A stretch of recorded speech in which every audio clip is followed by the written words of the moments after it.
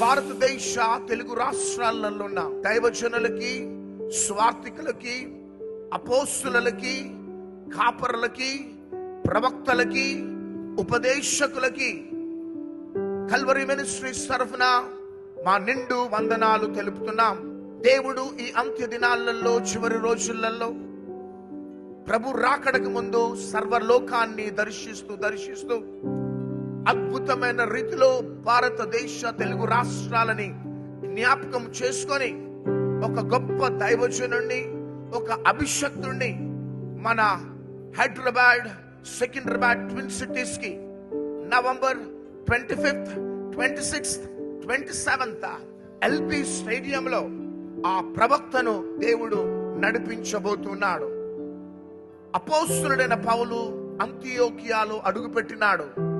ఒక బలమైన ఉజ్జీవం రగులుకుంది.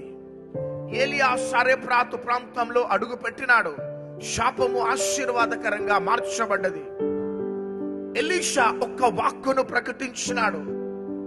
దేవుడు ఒక బలమైన మహిమ కలిగిన కార్యాలను ఆ దేశ పట్టణాలలో జరిగించినాడు.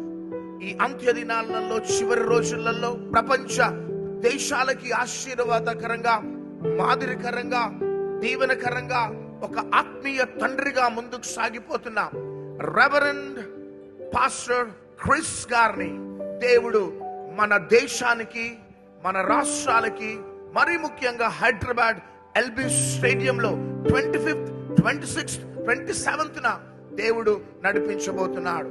ఇది దైవజనులారా మనందరికీ కూడా గొప్ప అవకాశం.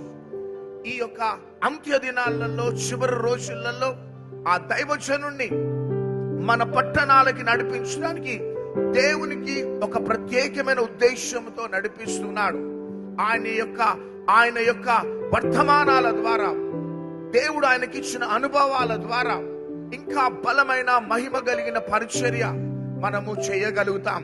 కాబట్టి ఇది అద్భుతమైన అవకాశం. దేవుడు నిన్ను, నీ కుటుంబాన్ని, నీకు ఇచ్చిన సంఘాన్ని దేవుడు ఈ 3 దినాలు నడిపించునుగాక. మన మనోనేత్రములు తెరవబడబోతున్నాయి. మన పరిచర్యలు మహిమలో నుంచి మహిమలోనికి వెళ్ళబోతున్నాయి. కృప నుంచి అధిక కృపలోనికి వెళ్ళబోతున్నాయి. పరిశుద్ధత నుంచి అధిక పరిశుద్ధతలోనికి వెళ్తూ మనం మంటుతూ అనేకులను మండించబోతున్నాం. మనం వెలుగుతూ అనేకులను వెలిగించబోతున్నాం.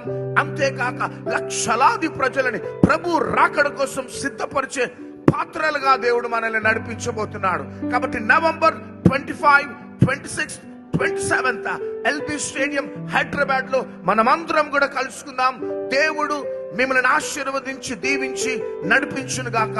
మే God bless you all. Praise the Lord. Part of the Christian Leaders Conference India with Pastor Chris. Register today at reoninternational.org/event-reg-india/